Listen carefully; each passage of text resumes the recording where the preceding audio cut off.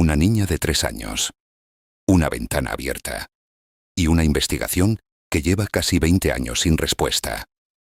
Lo que estás a punto de escuchar no es una teoría de Internet.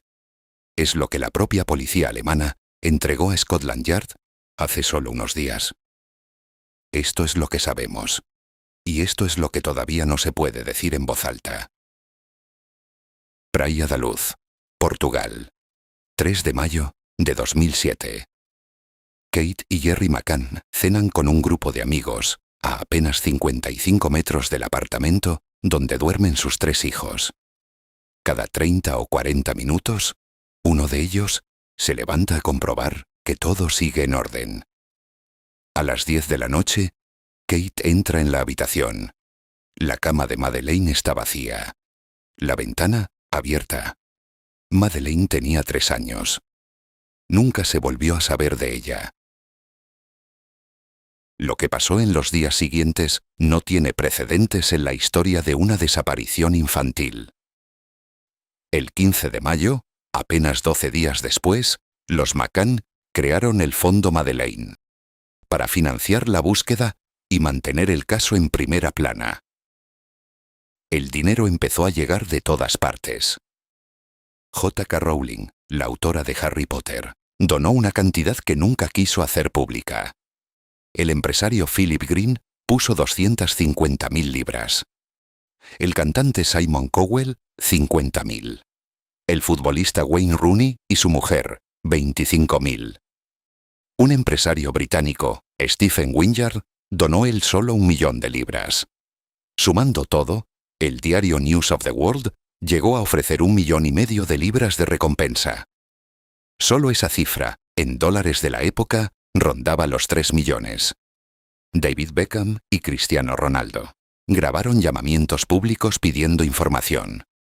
Los McCann volaron en el avión privado de Philip Green hasta el Vaticano, para pedirle al Papa Benedicto XVI que rezara por su hija. Nunca antes una familia había tenido detrás semejante maquinaria de dinero, fama y presión mediática. Y esa misma maquinaria, meses después, se volvería contra ellos. Cuando Kate y Jerry fueron declarados sospechosos, el propio Richard Branson movilizó a otros millonarios británicos para crear un fondo de defensa legal para la pareja. Y en 2011, ya con el caso archivado, Kate McCann reveló algo que hasta entonces casi nadie sabía. Su diario personal, confiscado meses atrás por la policía portuguesa y luego devuelto a la familia, había sido publicado sin su permiso por el mismo tabloide, News of the World. Declaró sentirse, textualmente, totalmente violada. Lo contó ante una investigación judicial británica sobre las prácticas de la prensa, la misma que destapó el escándalo de escuchas telefónicas que acabaría cerrando ese periódico para siempre. La familia que el mundo entero había ayudado a financiar terminó siendo también una de sus víctimas. Antes de que nadie hablara de los padres, hubo otro nombre.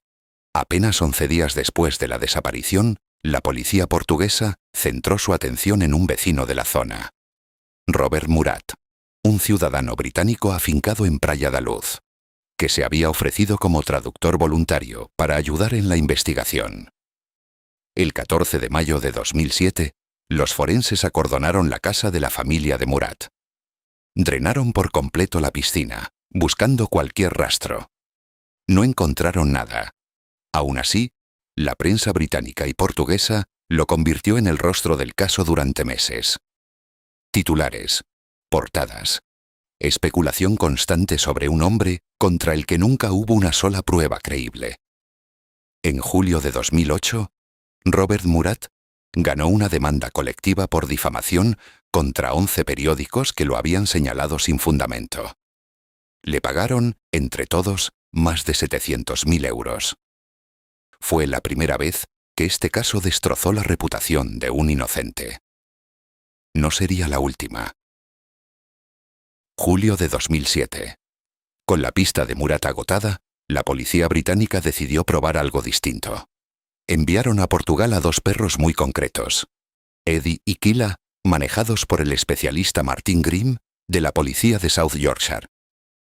Eddie estaba entrenado para detectar olor a cadáver humano. Kyla, para detectar rastros de sangre. Llevaron a los 2 perros al apartamento 5A, donde había dormido Madeleine. Eddie se detuvo detrás del sofá del salón. Volvió a alertar junto al armario del dormitorio de los padres. Y una tercera vez, sobre el peluche favorito de Madeleine, un gato de peluche que Kate había estado cargando desde la desaparición.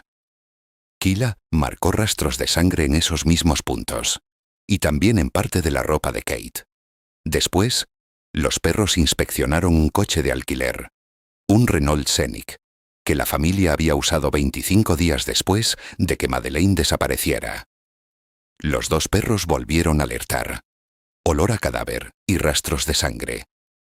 En el maletero y junto a la puerta del conductor. En agosto de 2007, el Servicio de Ciencia Forense del Reino Unido analizó las muestras recogidas. Encontraron restos de sangre bajo las baldosas, detrás del sofá. Pero la muestra estaba degradada.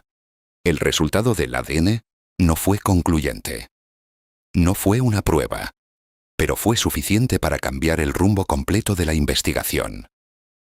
La investigación arranca, y en unas semanas algo se tuerce. Un análisis de ADN británico lleva a la policía portuguesa a una hipótesis que nadie esperaba: que Madeleine había muerto por accidente dentro del propio apartamento y que sus padres lo habían ocultado. En septiembre de 2007, Kate y Jerry McCann reciben el estatus oficial de sospechosos.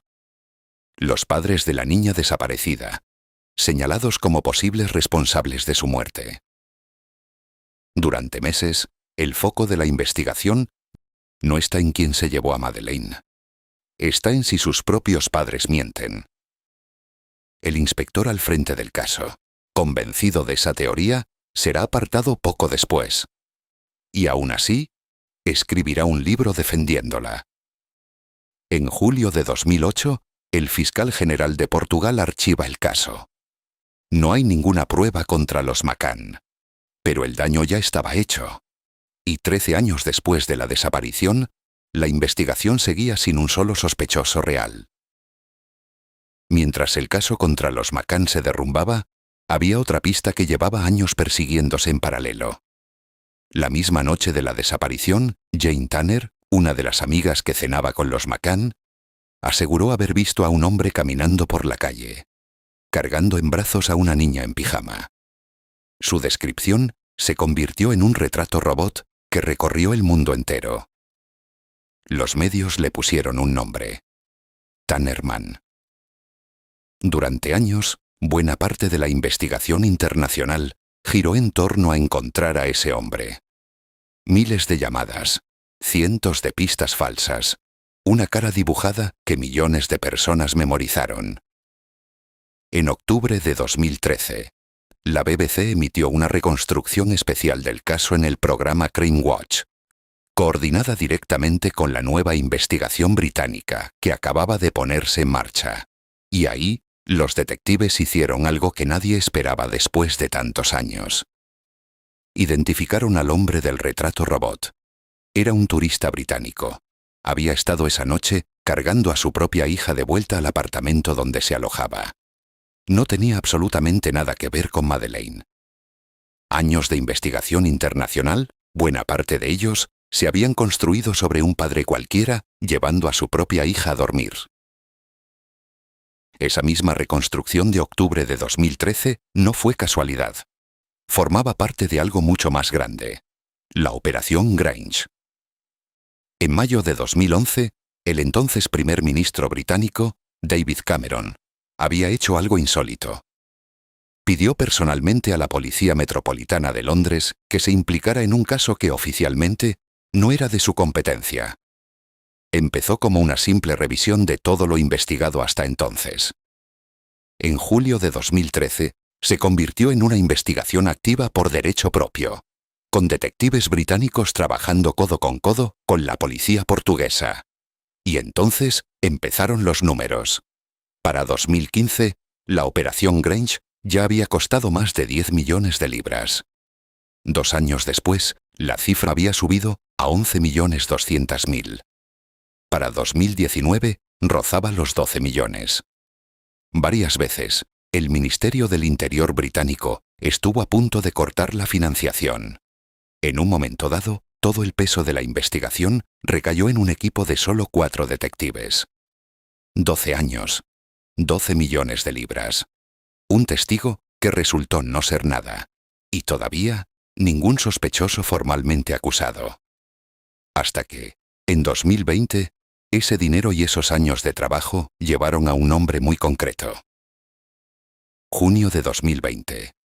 Un fiscal alemán da un paso que nadie había dado antes. Pone nombre y apellido al sospechoso principal. Christian Brückner. Más de 20 condenas desde los 17 años. Abusos a menores. Y en el momento en que se revela su nombre, ya está cumpliendo condena por otro delito sexual, cometido en la misma zona donde Madeleine desapareció. Pero hay un dato que lo conecta de forma directa con esa noche. Su teléfono móvil estuvo geolocalizado a menos de 5 minutos de donde dormía Madeleine, en el momento exacto de su desaparición. Con eso, cualquiera pensaría que el caso estaba resuelto. No lo está. A pesar de la localización de su móvil, a pesar de su historial, Christian Brückner nunca fue acusado formalmente por la desaparición de Madeleine. Sale de prisión en septiembre de 2025. Y aquí aparece el obstáculo que nadie puede saltarse. La Constitución alemana prohíbe extraditar a sus propios ciudadanos. El sospechoso principal del caso más mediático del mundo, libre y protegido por las leyes de su propio país. En los últimos meses, un nombre inesperado ha vuelto a poner el caso en boca de todos. Jeffrey Epstein. El nombre de Madeleine aparece en efecto en los archivos judiciales relacionados con Epstein. Circula incluso una comparación viral entre un retrato robot del caso y Ghislaine Maxwell. Pero esto es lo que dicen los hechos, no los titulares. Es una única declaración de un testigo, de 2009, sin corroborar. Las autoridades del Reino Unido y de Estados Unidos han confirmado que esto no cambia nada de la investigación. No hay ninguna prueba real detrás. El verdadero hilo de este caso no está ahí. Está en Alemania. Hace unos días, la policía alemana entregó a Scotland Yard un nuevo expediente. Las propias autoridades lo han descrito como crucial. Hablan de pruebas sensacionales contra Brückner. No son pruebas forenses. Todavía no hay una orden de arresto. Todavía no hay una acusación formal. Pero después de casi 20 años, 3 continentes, un padre y una madre señalados injustamente, y un sospechoso protegido por su propio país, por primera vez, alguien ha dicho en voz alta que este expediente podría ser diferente. Madeleine McCann tendría hoy 23 años. Y su caso, por primera vez en mucho tiempo, vuelve a moverse. Suscríbete si quieres que sigamos contando estas historias.